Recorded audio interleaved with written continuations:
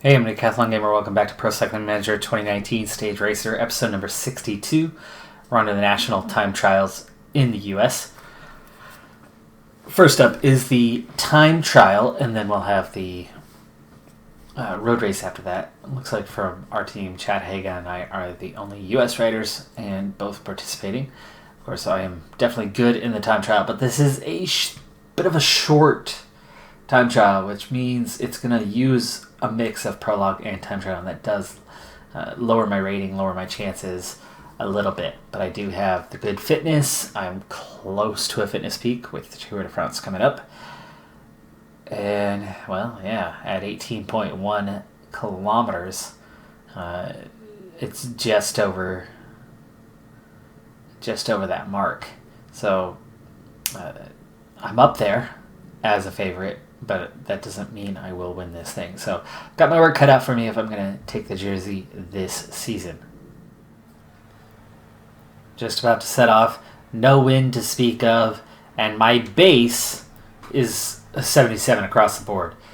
It's using your time trial prologue mix at 18 kilometers. 17 and a half is 50-50 right down the middle. So we're just a half K over that, meaning it's pretty much dead even. So the average of the two is a 77, but of course you can see we've got a +3 and a +4 to that. So actually we're looking at an 82 and a 79. That's looking pretty good. At an 80.5, or that hair above 80.6. The average of the resistance, also an 80 today. That's the other one that matters. So I'm in 80 and a half basically here on average between those three areas. That's looking pretty good. So my teammate Chad Haga currently second place, just 3 seconds behind Kelvin Barton, so a newcomer for rally cycling. Rally also one of the top competitors here, and it is the guy just behind me, Kevin O'Byrne, also for rally, who is the favorite, but they want me to win. Now, I used to know Kenny O'Byrne's attribute rankings, but I haven't raced with him in so long that I have no idea where he's at anymore. Ahead of me in the number 21 is TJ Van Garderen. I don't think he's going to be able to compete with us at all. So really, I should be looking comfortably at a top 2 finish. But can I turn that top 2 into a top 1? That +1 race day condition, I think should be enough. We're going to try to go out at a 76. Like I said, there's no wind to speak of. We've got a little uphill and then one more little quick steep uphill, but otherwise it is very flat along the way.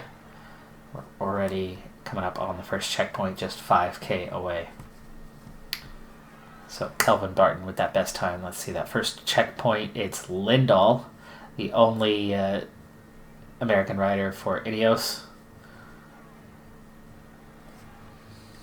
And also, I'm assuming, some type of new gen.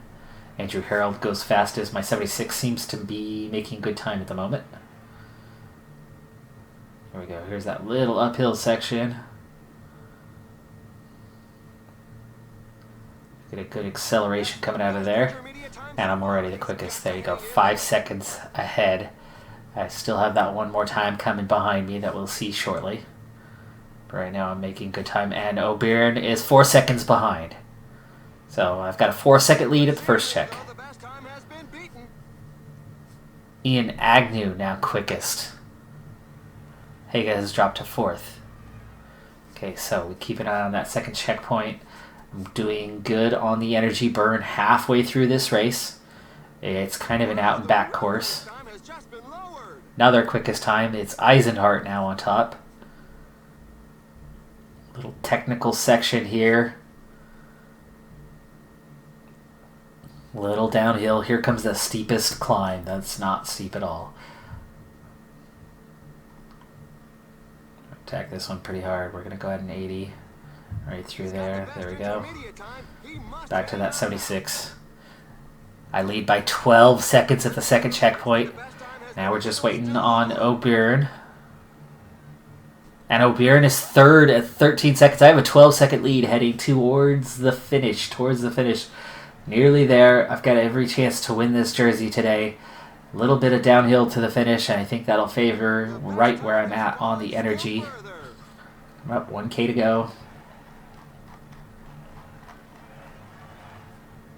Come on, where's the pedal? Pedal, pedal, pedal. There you go, attack the finish. 23 seconds ahead of Harold. Now it's just O'Byrne to finish. Van Garderen took 4th. Lindahl's 3rd. Harold is 2nd. Teammate O'Byrne takes 3rd. That's it. I got it. I won. Haga took 14th. By the way, outside of myself, it is now Nielsen Paulus, who I think finished 12th. Nielsen Paulus is now the highest rated U.S. rider at a 78 overall. And I got the win by some margin, actually. O'Byrne did not look to be in great form, though. He was the favorite, but only managed 3rd place. So not only did I beat him, but he lost by a couple seconds to Harold. And speaking of, where are you hiding? Nielsen Paulus, 16th. Okay, 78 overall. He's an 83 as a climber now. Oof. Hello, hello. 76 hills, 77 resistance, recoveries of 77. His time trial is not quite there, but he is starting to fulfill his dreams as a contender in the GC. But riding for Movistar, he's still going to be some way off that mark. He'll be a support rider at Grand Tours and occasionally leading Pro Continental type races. Smaller profile races, but there you go. I've got the jersey. 15 points is all I get for that. 3 days away till the road race. I do have a small chance in the road race, but you'll see the profile as soon as we get out there, this looping course. It's going to be a difficult one to get a victory on, and I'm going to have to actually have quite the lead to make it happen. National road race, and I'm in the middle of an interesting situation. One looping course, we're hitting this climb 3, 6, 9, 10 times. This is the climb. 3 kilometers, 8% with a max of 16.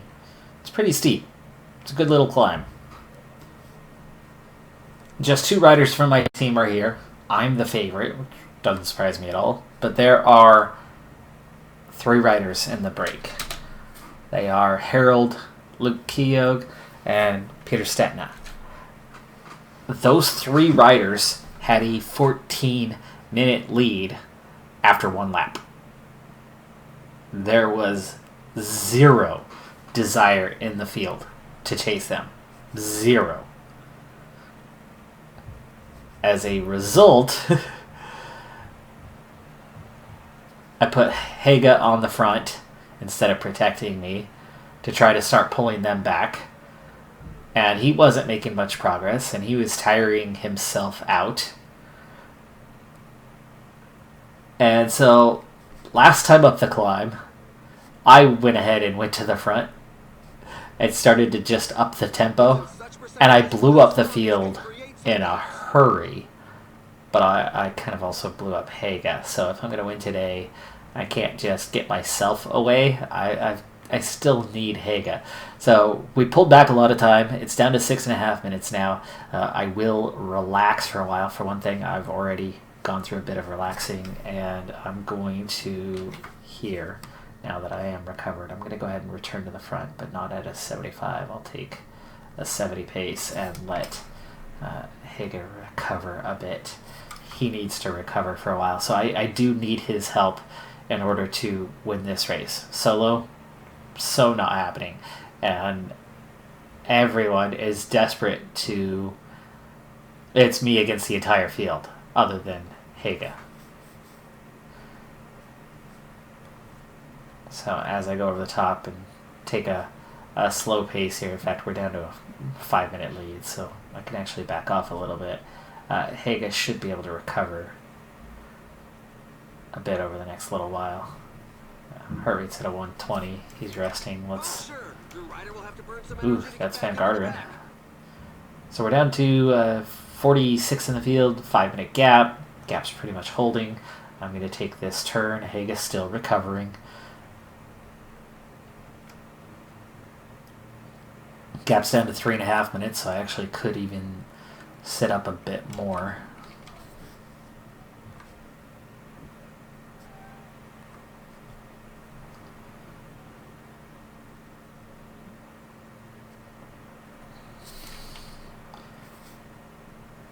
Here's what I'm going to do. He's going to go ahead and take over at a very slow pace. Go ahead and relax. I'm going to go fetch some water for us. 99k to go. We have done half the climbing for the day. Now, I'm already just like that fully recovered. And meanwhile, Hage's in pretty good shape, and the gap's at 2:45. So we're doing just fine. Managing the gap, though, it's starting to come back out a little bit. 4 minutes.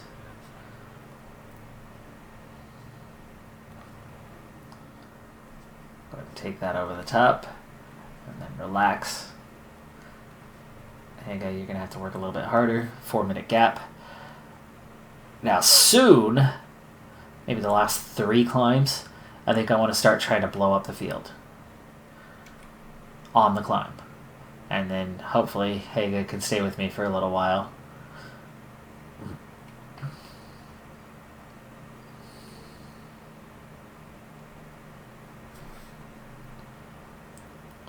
Need him to give a little more acceleration here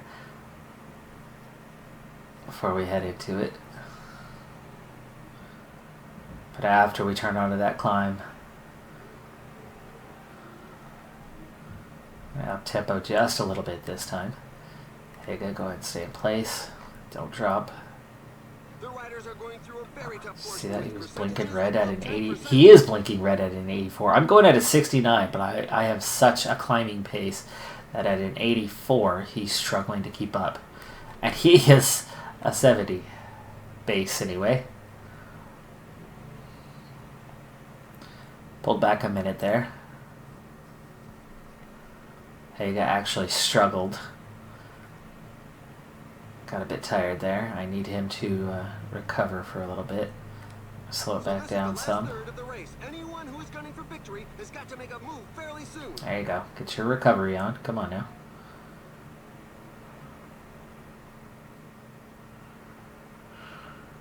After the descent, I would like to get Hege back on the front.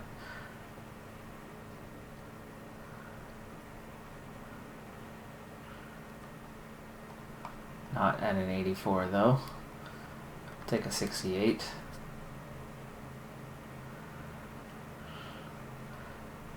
Next time, we're going to go at an 80 pace.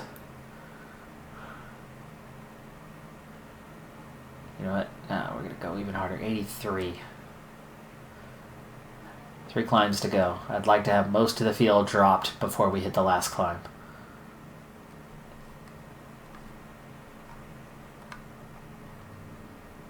This climb features some dreadful percentages.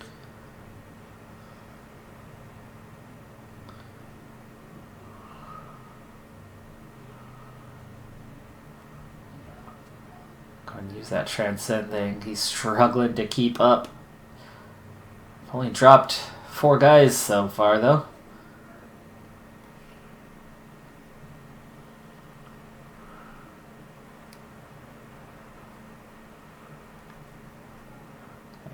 Hege returns to the front. 2 minutes to the front 3. And you can see 0 support from the rest of the field. They are not interested at all, even slowing down to a 60. Even with still a 2.5 minute lead to the front 3, nobody is interested in chasing them. Hege, you're going to go ahead and get water because I think next time I'm going to have to do something here to really pull back some time.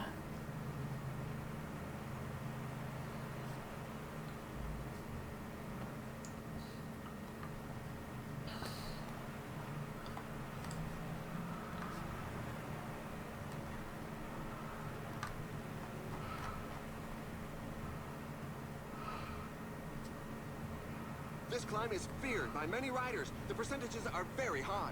Yeah, solo.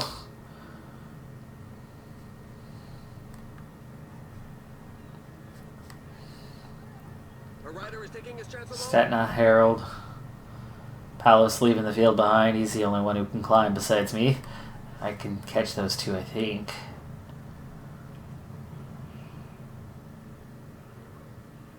Oh, not quite. 20 seconds. Come on, make that contact. Let's get up there.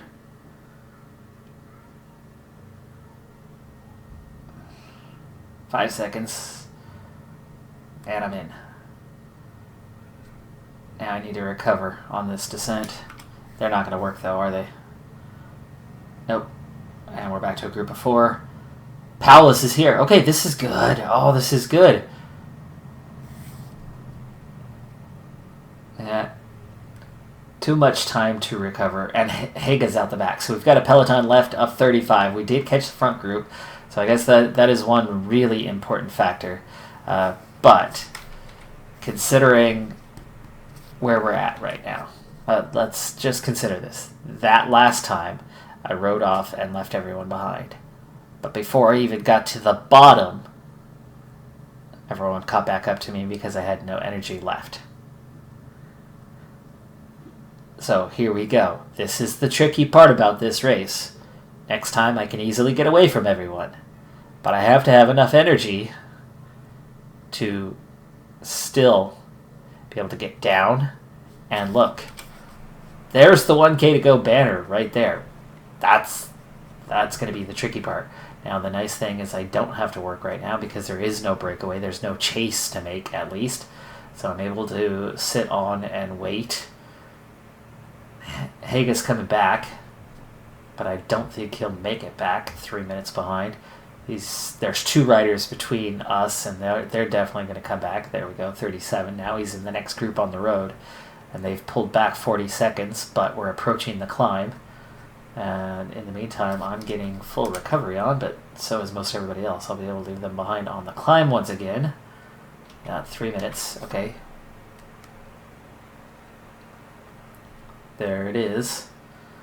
I'm going to have to save my gel for later. I'm going to try to get away very, very quick here. We're up over 3%. There's my getaway. And now it's just set my pace. 14-second gap, 15-second gap. I need quite the gap here, but I need to still have energy. So we ride at a 90. 15K to go. Trying to save the gel for the other side of this. The red bar is not a problem, it's the yellow bar. 24-second gap. It's going to be really hard to win this. Really hard to win this. 21-second gap. I hit the top with a good lead. I wouldn't be surprised at all if it's Paulus who's chasing. It is. I wouldn't mind a 2-man race. Here's that really tricky part. I've got to try to hold a gap and conserve energy on a descent that's not really a descent. Down to 80. Here's where the actual descent begins.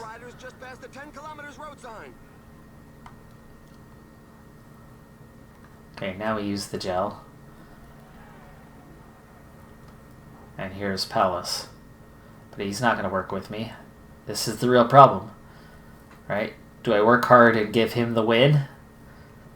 Literally nobody's willing to work. We're down to a 5-second gap. Now we're going to have 29. An actual sprinter is going to win this now. So I'm going to finish a lot worse.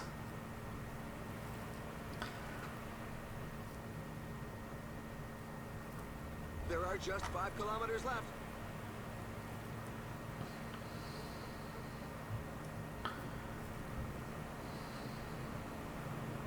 I can't wait for the end to sprint. I need to go now. I have 0 chance later. There's a group of 3. There's a group of 3. It's Paulus and Carpenter who stay with me. 23-second gap.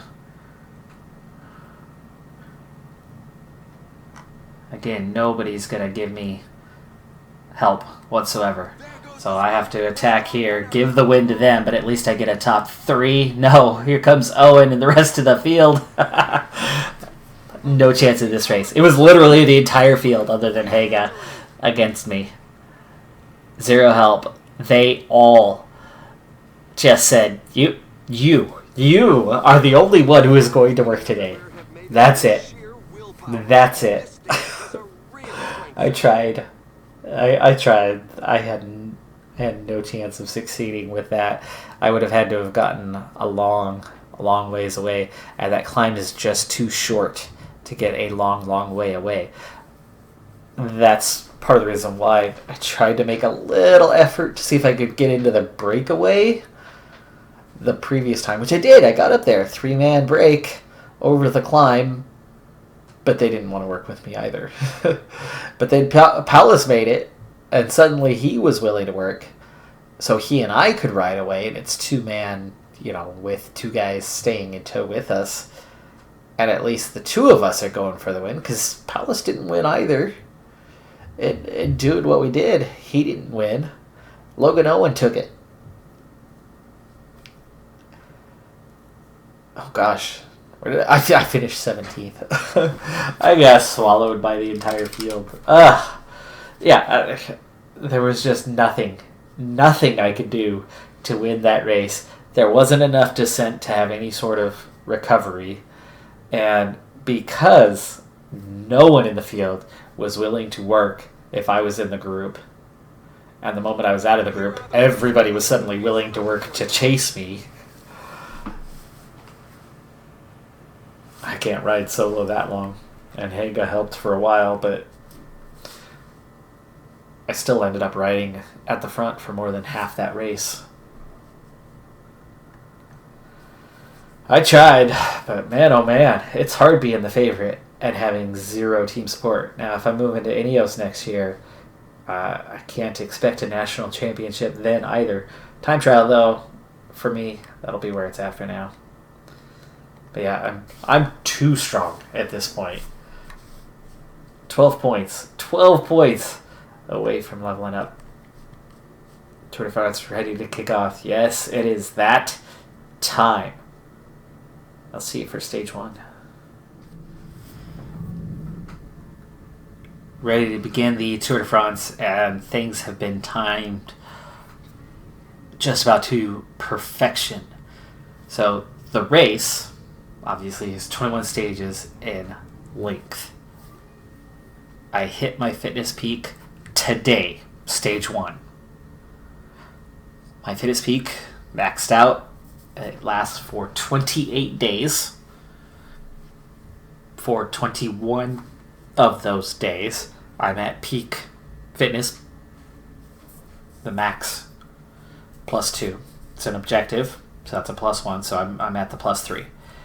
The final week, the last 7 days, days 22 through 28, I am at a +1 with the objective +1, so I'll have a +2. So I go from a +3 for 21 days to a +2 for the last 7 days. Plus I have the excellent fitness level right now, and I will not suffer from fatigue by the end of the race, or should not. The race is 21 stages, but it takes place over 23 days, as most people know. 2 rest days in the middle. So that means only the final 2 stages will be where I drop to that +2. Otherwise, I should be at a +3 throughout the race, meaning this is the best chance I will have had in any type of Grand Tour as of yet. This is the first time I've had a fitness peak at a Grand Tour. It's the first time I've been to the Tour de France with this young character. Looking at the profile, we've got a lot of flat stages early on. The first 7, we've got 3 hill stages in the first 9. There is some cobbles, and then we begin climbing with 10, and then 13, 14, 16, 17, and 18. Only 6 mountain stages. 11 flat stages in this year's race. That is not normal. I think normally there's about 7 to 8 flat stages and probably 6 or 7 hill stages.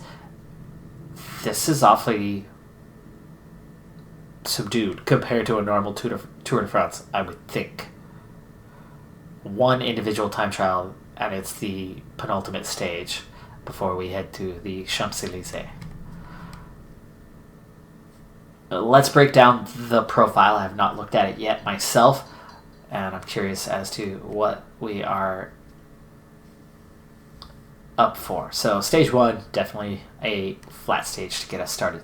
Stage 2, seen as a hilly stage, and it certainly is undulating, but I could still see most of the sprinters, or a lot of the sprinters, still being at the finish on the end of this one. But I can't quick sim it. So that's where we'll start, is stage 2. Stage 1, nothing to it. Stage 3, flat, totally. 4, 5. Wow, that's actually a fair bit of cobbles. There are at least 3, 6, 9 sections, it looks like, with a couple lengthy ones relatively close to the end. I am not good on cobbles. I am very much going to need team support for stage 5 to get through there. Could be full team effort kind of thing going on. I might have to be at the front of the field, kind of slip back, keep team with me, and then use my team to kind of attack, chase hard after. But it's going to burn some energy, and that's going to be the tricky part, is not burning all my energy chasing, going a little slower through the cobble sections to where it does preserve energy so that we can chase after. But remember, I'm not good on the flat either, so stage 5, I could lose time, and that's worrying. Now that could change the whole outlook for the entire race. 6 is very flat. 7, couple little punchy climbs right before the end, still considered flat.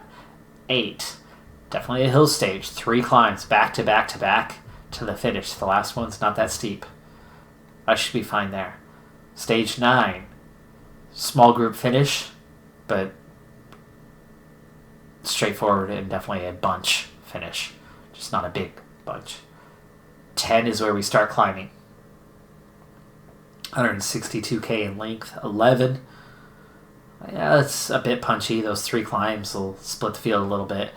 And the descent at the end should come back together. A little bit of flattening out, but not much. 12, mixture. It's kind of punchy, kind of flat. 13, big climb. Big climb at the end. 14, there you go. 15, flat. 16, that is... Welcome to the Tour de France. Did I say welcome? I meant welcome. A little louder, right? 18. 19 flat. 20 is the time trial. It suits me. Even though I'll not have as great of a race day condition, I should still put in a good time that day. And of course, 21. Interesting profile. Who do I have with me? And how are they looking? Turgis, he's on his fitness peak. He's got some punch. He's got a good cobble rating, so he'll help me on that day if I have that team leader status anyway. Trentin, also good in the classics. He'll help me on stage 5, and of course he'll be running some sprints. Scott, all 3 of these guys are punchy so far. Useful for stage 5. Not of much use anywhere else. Mezgec, useless. Jakobsen, for me, useless. Durbridge will help on stage 5.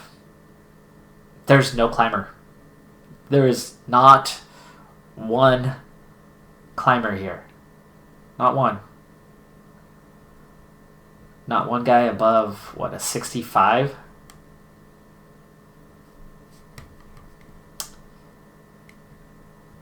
I'm hoping I can lose a ton of time so that I can go for the KOM. Because if I'm seen as a favorite, those big climbs with literally no support. I mean, we just went through the... Was that the Dauphiné?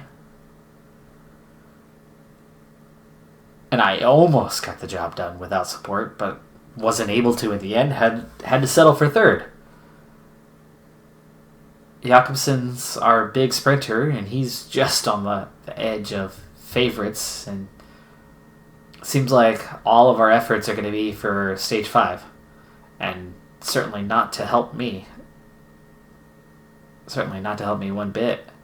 I should have quick simmed stage 1, but I didn't. I'm going to have to sit through it. You don't need to sit through it. But let's stay here just long enough. Get a little layout of who's here. Groenewegen, Matthews, Sagan, going for his green jersey. Gaviria, Demar. Plenty of excellent sprinters at this race. Yves Lampart, Yates and Thomas from Movistar, Sivakov, Bernal, and Benner. Ineos is stacked. That's where I'll be next year. Pollitt, Cockard, Geniez. I have to look through the field briefly, but the main thing I want to see is what is the role.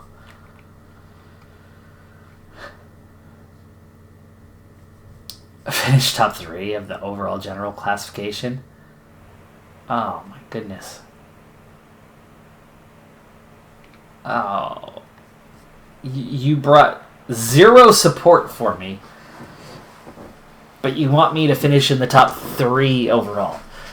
Meaning, unless I win a stage, I'm going to literally collect 0 points for participating in the Tour de France. And the 12 points that I need from leveling up, unless I win a stage, isn't going to happen. I'm never going to collect those points. I've been so much happier with this team this season until this day. Not that they've been great, but they've been so much better. And never mind. Never mind. Now, I obviously can't get in the break. I honestly would just have to go out and lose a ton of time if I want to participate in future KOM events. Ditch the leader role and be a team that's going to focus on what? What the heck are we supposed to focus on? I can't believe that they didn't give me any climbers. Now, teammate requests obviously is a thing. And I told you a while ago that I was not going to use it for this season. My reasoning being I want to put together a tremendous season, and I want all the points to do that. So, this season, this is not the team to make that happen. Right?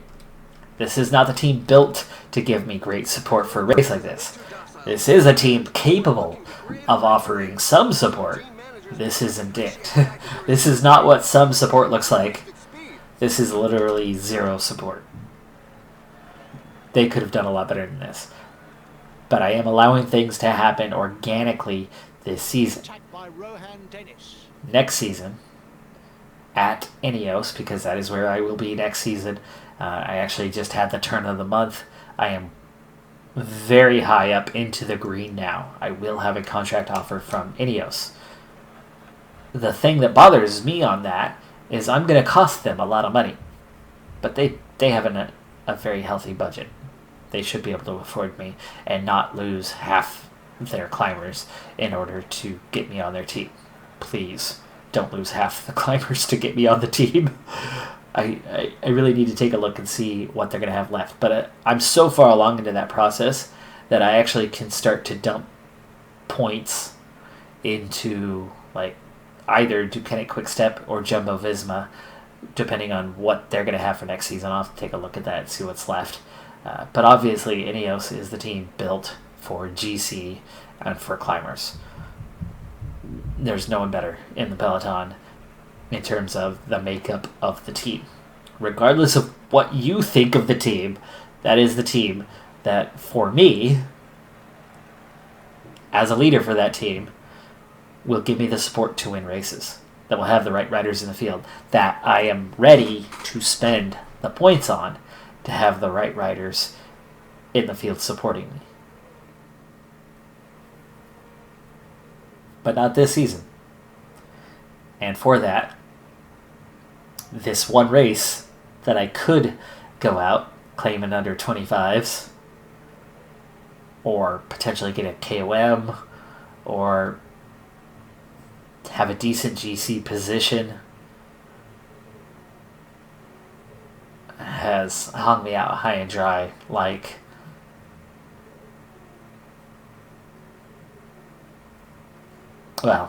pro continental teams do with their riders that just, they don't have the strength. We don't have much, but dang it, they should have given me at least one or two climbers. So, first climb, I don't know why I'm still on this stage. I'm just dumbfounded that they want me to finish in the top 3. They want me on the podium in Paris, but forgot to bring even one climber to support me. What? Did I say I'm dumbfounded? I'm really dumbfounded. Which, by the way, since we're just here and speeding our way towards the end of this first stage, speaking of dumbfounded, I'm actually rather dazed and confused right now, to be honest with you. I'm sure you've heard me say before that I play soccer. I had 2 games over the weekend, and they were good games overall. Well, one of them was anyway. We've been playing against this same team in our league for 6 years. We play them probably once every 2 months. And in 6 years, we kind of talked about it last night after our game, and none of us could seem to remember beating them more than maybe once in 6 years. Good team. Definitely younger than the players on our team, and that's absolutely a factor. I'm one of the youngest players on my team, and I'm not young, and I'm older than most of the players on their team.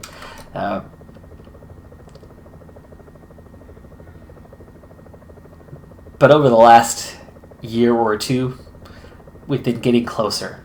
They're a team that used to beat us by 6, 7, 8 goals regularly.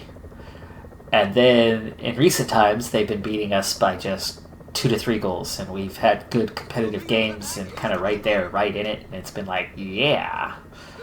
Well. So yesterday, we played them. And I'll start with the good news on this part. We won. It was 5-3. I scored a goal.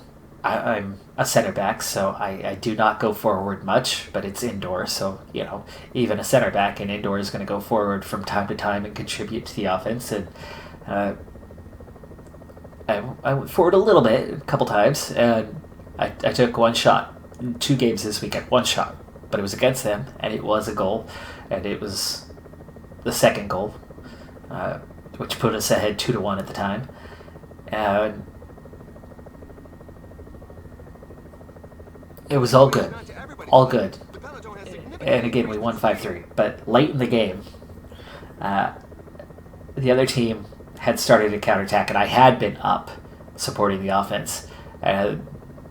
Keeper had a long throw over the top, and they had one player who was already pretty deep, and the throw was to them, and I went full sprint chasing to get back and be able to defend this counterattack, and I had no play on the ball at all, and I certainly wasn't going to play the player either. I was just trying to get in front of them. So I'm sprinting past them to then get in front and turn and set up my D. And slow them down and, prevent the easy shot at that point. Well, as I go to sprint past them, they see it coming, and stick their forearm out and lunge right into my arm, which was completely unexpected, and I was going full sprint at the time. So this lunge suddenly just wipes me out, and I went back of my head, just right into the turf, which thankfully, I hit the turf. Okay, yay. But after an inch of turf, you have concrete. And, I felt the concrete all right. I ended up with a concussion. So, hence the dazed and confused. Quite dazed and confused. I'd like to see stage 2. Can we get to stage 2? Every time I seem to speed things up, it keeps auto slowing down on me as people do things. There's 170 riders left in the peloton. There are 4 riders in the break. They still have 50 seconds, but it looks like we're just about to pull those guys back. Mono, Atero, Meissen, Mertz. Not big names in the break. Will easily be caught, and they are, with 10k to go. Little uphill towards the finish.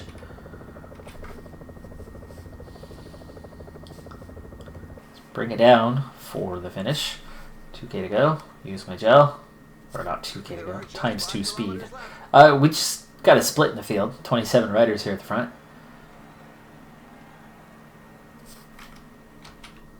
I would very much like to see this go to the end.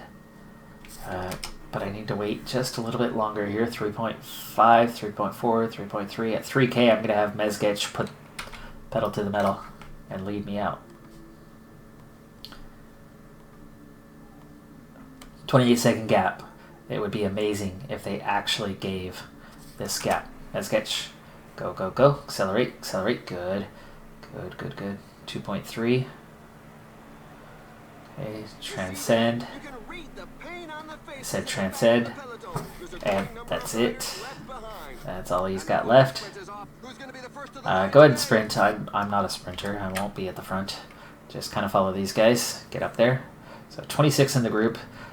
Those 12 gain a slight gap, but that's right at the end. That shouldn't be given. Gaviria takes the opening stage over Peter Sagan. Good sprint for him. Groenewegen takes third. Demar, Bennett, Bauhaus. I come in 13th. And then we get the rest of this group. So it's 25 riders here. And then we'll see the next group made contact. That's 22. And then the 118, it looks like they made contact too. I think things, as the back stretched and drifted back and the front kind of sprinted off, I think the groups all made contact with one another. Knowing this game, knowing that it's a sprint stage, I'm assuming that everybody's going to have the same time. Even if we were apart for 10 kilometers or more.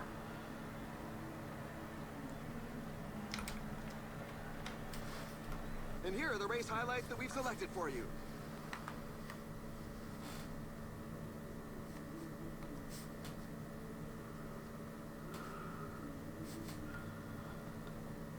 No time gaps given.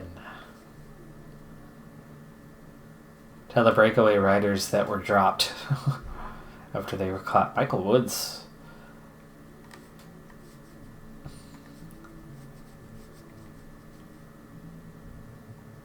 Hey, I got 2 points. I'm first in the young rider classification.